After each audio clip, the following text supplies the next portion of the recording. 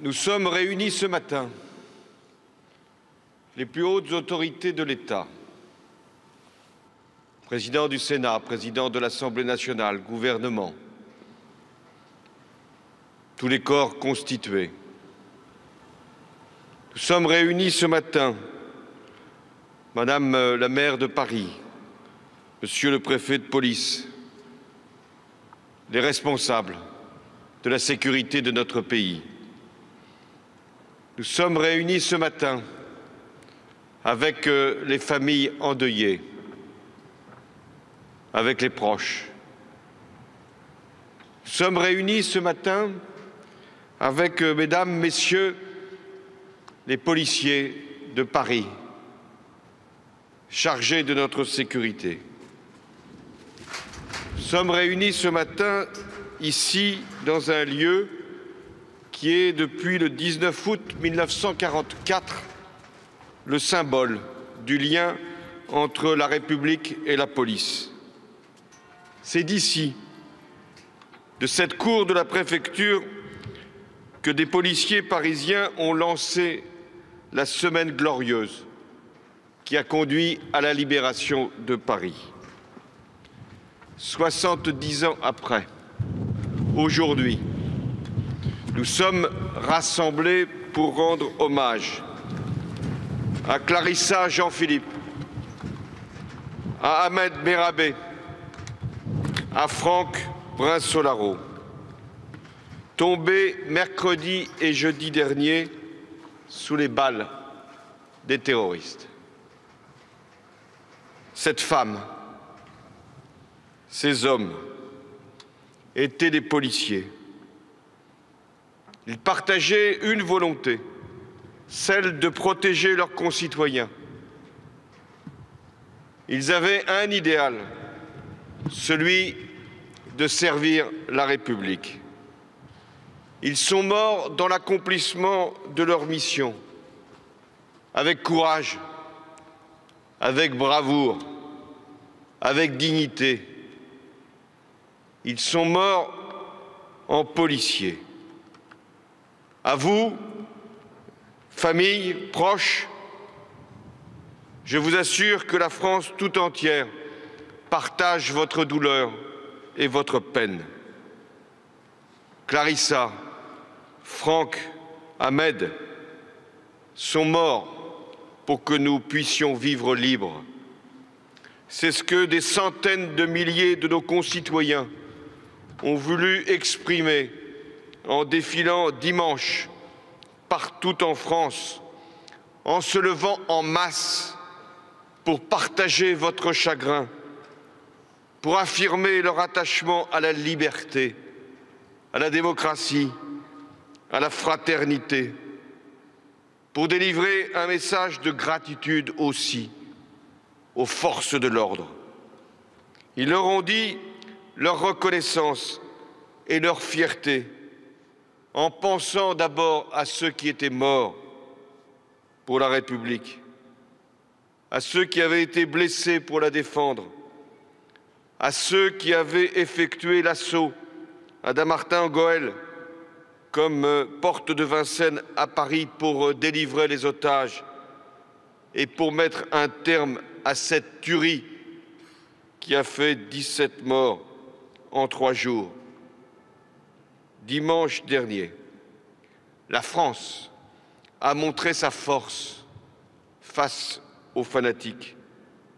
Elle a affiché son unité face aux diviseurs et elle a adressé sa solidarité à l'égard de toutes les victimes du terrorisme, les journalistes de Charlie Hebdo et les employés qui étaient là dans ce lieu mercredi, à cette policière municipale assassinée le jeudi, puis ensuite à ces victimes dans le magasin Hyper Cacher de la porte de Vincennes. Toutes ces victimes, toute la France, Clarissa, Ahmed et Franck, 3 fonctionnaires qui représentent la diversité des origines, des parcours, des missions, aussi des forces de sécurité dans notre pays.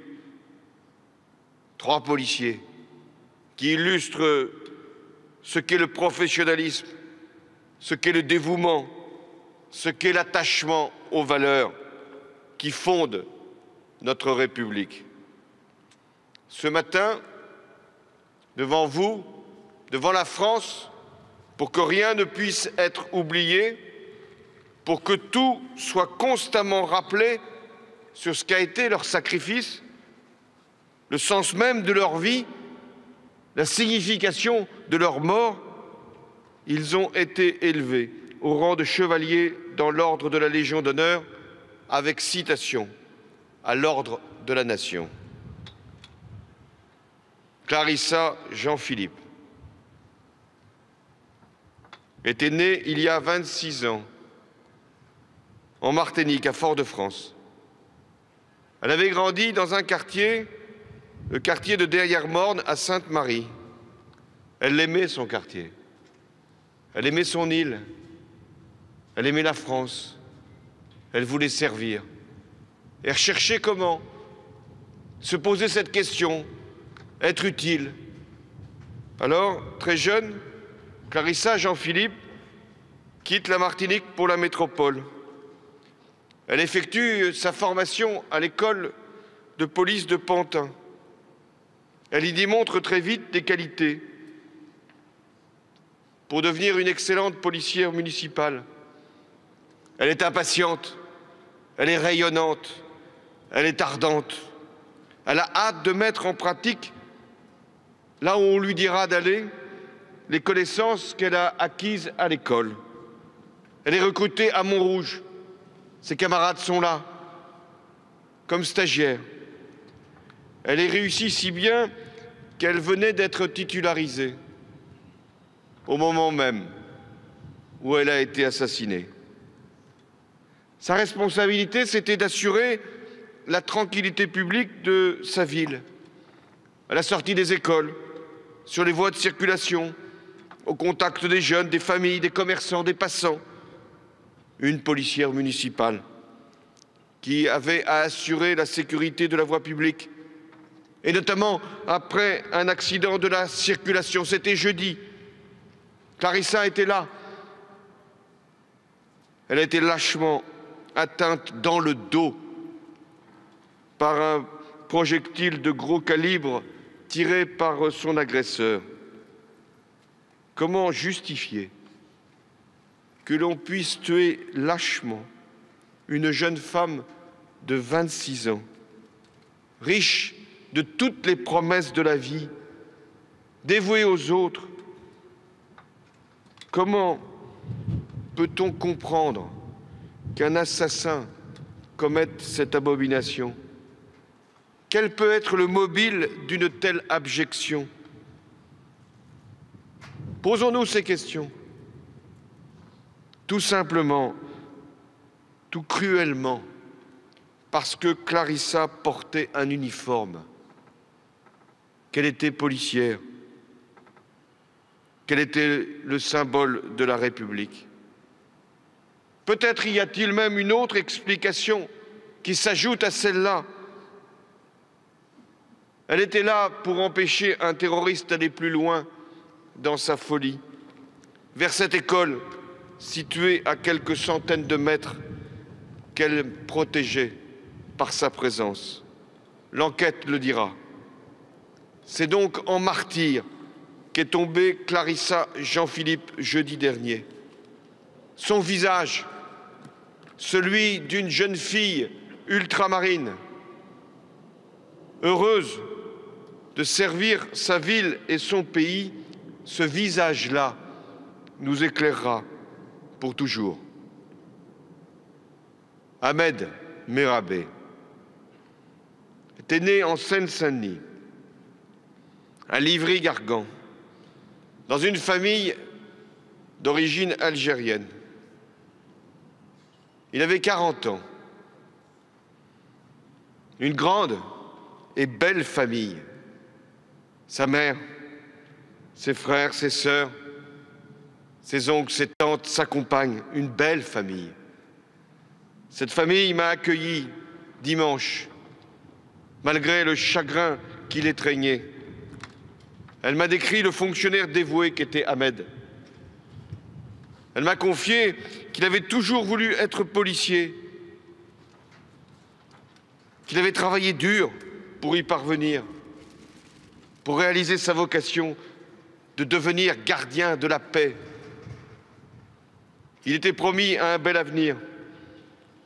Il venait d'obtenir le concours si difficile d'officier de police judiciaire et devait faire l'objet d'une promotion et donc d'une nouvelle affectation. Il était membre de la brigade VTT du 11e arrondissement. Ses collègues sont là, ses collègues de son commissariat. Ahmed, il était l'une de ces silhouettes familières des Parisiens. Le policier qui, par sa vigilance, prévient les incidents, dissuade les délinquants, les interpelle avec efficacité en flagrance. C'est ce qu'il avait encore fait courageusement avec ses collègues il y a quelques mois. Ahmed Merabé était un policier exemplaire, un homme juste et bon au tempérament pondéré, capable d'apaiser les situations les plus difficiles. Il venait de s'installer avec sa compagne dans une maison à Livry-Gargan, auprès de sa famille. Il effectuait l'une de ses dernières patrouilles comme gardien de la paix. Elle fut, en effet, la dernière. La fatalité a voulu qu'il croise la route des terroristes qui fuyaient à bord d'un véhicule après avoir accompli leur infâme attentat contre Charlie Hebdo. Ahmed n'en savait sans doute rien encore. Il les voyait. Il avait décidé de les affronter directement, crânement. Il a décidé héroïquement de leur barrer la route. Touché une première fois par une salve de tir, il a tenu bon, il a résisté et il a été lâchement exécuté d'une balle dans la tête alors qu'il était à terre.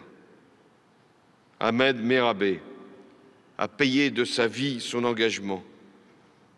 Ahmed Merabé, français de confession musulmane, était très fier de représenter la police française, les valeurs de la République, la laïcité. La laïcité qui fait que, dans notre pays, toutes les croyances sont respectées, toutes les religions sont protégées, tous les citoyens, qu'ils croient ou qu'ils ne croient pas, vivent ensemble. La laïcité pour laquelle Ahmed Merabé est également tombé. Lui, il savait mieux que quiconque que l'islamisme radical n'a rien à voir avec l'islam et que le fanatisme tue les musulmans. C'est vrai en Afrique, c'est vrai en Irak, c'est vrai en Syrie, c'est vrai en France. Parce que le djihadisme, l'islamisme radical frappe celles et ceux qui veulent être libres dans leur foi, dans leurs croyances, dans leurs convictions, celles et ceux qui veulent être libres, tout simplement. Ahmed est mort pour s'opposer à eux, à ces fanatiques, parce qu'ils semaient la désolation, parce qu'ils étaient dangereux, parce qu'ils venaient de commettre l'horreur dans un journal. Son sacrifice est aussi une leçon qu'il nous adresse pour refuser les amalgames, pour écarter les confusions, pour repousser les stigmatisations, pour dénoncer les actes anti-musulmans qui sont autant d'atteintes à la République. Là encore, son visage, son souvenir continueront à nous éclairer. Franck Brinceau-Laurent. Lui, il était policier depuis longtemps, enfin depuis 1986 exactement. Franck était entré très jeune dans la police. en tant que gardien de la paix, tout comme son frère jumeau, Philippe. Il avait d'abord exercé son métier en tenue en région parisienne, dans la brigade de surveillance de la voie publique de Bobigny, puis au sein de la BAC de Seine-Saint-Denis. Il avait réussi, à force de travail, l'épreuve de sélection pour entrer dans le service de protection des ambassades et de ce qu'on appelle les missions de protection rapprochée. Il était devenu l'un de ces policiers qui sont spécialement entraînés pour la sécurité des personnalités menacées ou exposées à des risques spéciaux. Ce métier requiert un sang-froid, une psychologie, un sens aigu de l'observation. Cette compétence, ces qualités, Franck Brinsault-Larault les possédait au plus haut point. Il se signalait par des qualités humaines appréciées de ses collègues, mais surtout aussi des personnalités qu'il avait mission de protéger. Vous savez, cette capacité d'empathie, cette gentillesse, cette attention aux détails minutieux qui peut effectivement représenter un risque s'il n'y a pas cette vigilance de tous les instants. Les personnes qu'il a protégées tout au long de sa carrière avaient confiance en lui. Je pense aux magistrats antiterroristes du parquet de Paris, au président du consistoire israélite. Je pense aussi à nos représentants dans les ambassades, ces diplomates qui sont exposés aux contextes les plus délicats, les plus dangereux. À Kaboul, en 1996, Franck Brinsault-Larault a assuré le regroupement, l'évacuation de 46 ressortissants français, alors exposés sous le feu des talibans. Déjà, il avait affronté le terrorisme. L'année suivante, il est chargé avec son équipe de sécurité de l'ambassade de France au Cambodge de protéger nos ressortissants. L'ambassade reçoit 36 obus. Il fait face. En 2005, au Congo, il permet l'évacuation de 35 enfants qui sont menacés lors d'affrontements armés entre les forces loyalistes et les rebelles. Et c'est en raison de cette très grande expérience que lui avait été confiée la responsabilité de protéger Stéphane Charbonnier, Charb, le rédacteur en chef de Charlie Hebdo. Une semaine sur deux, il l'accompagnait partout, à la rédaction, dans ses déplacements, dans ses visites auprès de ses amis. Il le laissait juste à la porte de la maison. Et encore, il y pénétrait aussi chaque fois qu'il pensait qu'il y avait un risque. Des relations d'amitié s'étaient nouées au fil des mois entre ces deux hommes, Franck et Stéphane. Comme avec le reste de la rédaction de l'hebdomadaire. Il était policier et il était quasiment membre d'une rédaction, situation exceptionnelle, que lui seul pouvait comprendre parce qu'en épousant Ingrid, rédactrice en chef d'un journal, L'Éveil normand, il était en quelque sorte entré dans la famille des journalistes. Lorsque les terroristes font éruption dans les locaux de Charlie Hebdo, Franck Brinsault-Larault, dans un ultime réflexe, riposte pour défendre ceux qui l'entourent. Il est mort, l'arme au poing. Les autres n'avaient que leur crayon. Il est mort pour la liberté d'expression, celle qui va jusqu'à l'insolence, jusqu'à l'impertinence, pour mieux exprimer l'indépendance. C'est au nom de cette liberté que nous sommes la République. Clarissa Jean-Philippe, Ahmed Merabé, Franck Brinsault-Larault, 3 policiers, 3 parcours, 3 visages de la France. La folie terroriste qui les a frappés n'avait ni couleur ni religion. Elle avait seulement le masque de la haine, d'une haine qui déteste ce que la France représente, la diversité, la démocratie, le pluralisme, la laïcité, l'idéal de paix. Mais la France peut être attaquée, elle peut être agressée, elle peut être meurtrie comme elle l'est aujourd'hui. Notre grande et belle France ne cède jamais, ne rompt jamais, ne plie jamais. Elle fait face, elle est debout. Force est donc restée à la loi, grâce aux forces de l'ordre et à ceux qui l'ont dirigée. Policiers et gendarmes qui sont montés à l'assaut pour neutraliser les assassins. Grâce à eux, grâce à vous, c'est la liberté qui a gagné sur la barbarie.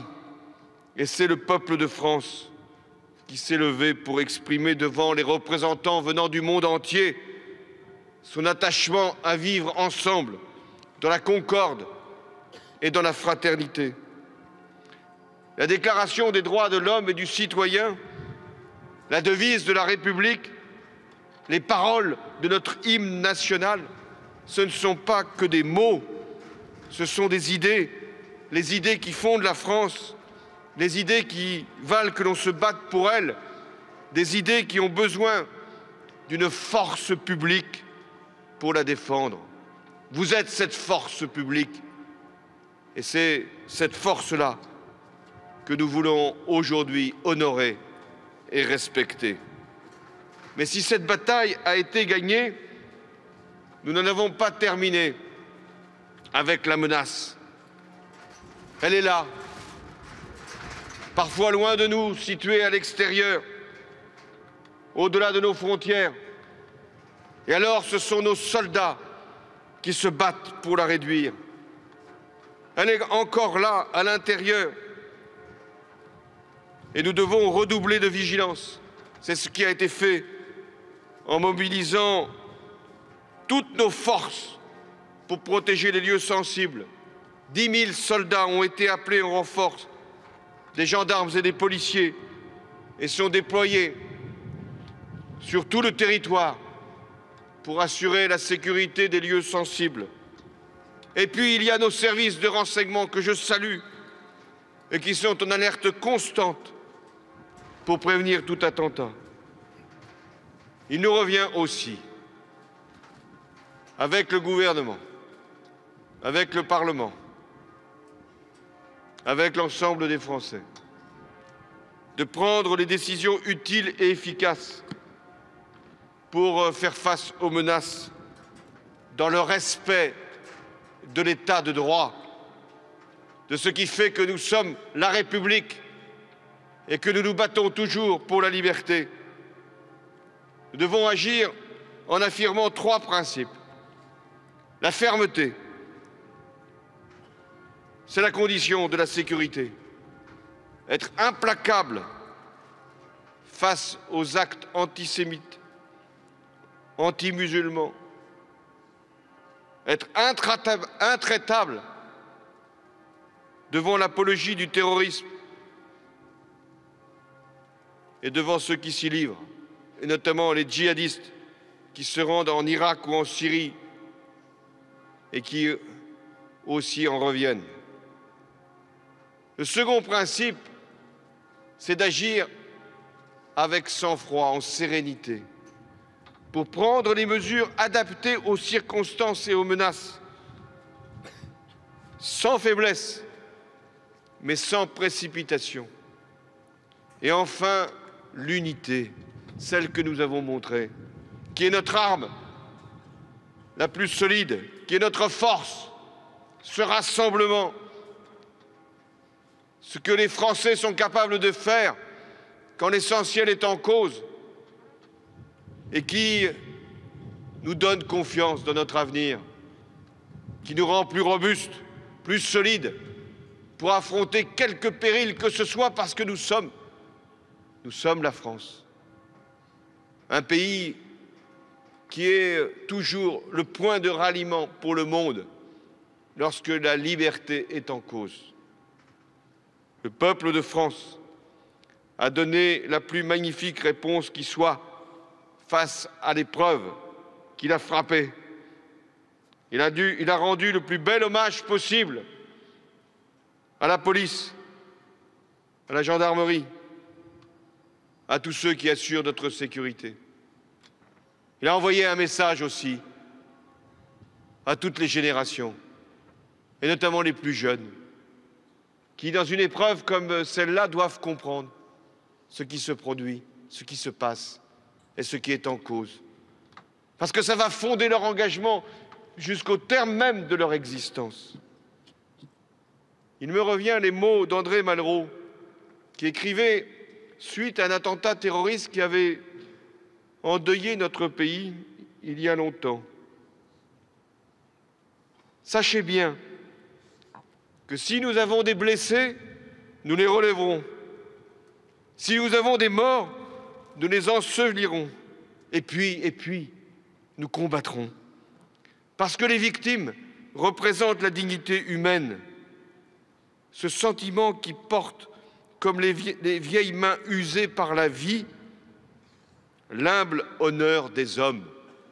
Voilà ce qu'est notre combat, l'humble honneur des hommes. Et si la France est debout aujourd'hui, c'est parce que des policiers sont tombés. Humble honneur des hommes et d'une femme. Ces héros s'appellent aujourd'hui Franck Brinsolaro, Ahmed Merabé, Clarissa, Jean-Philippe. Je vous exprime ma gratitude. Je vous dis aussi ma fierté. Grâce à vous, avec vous, la France est debout. Vive la République et vive la France.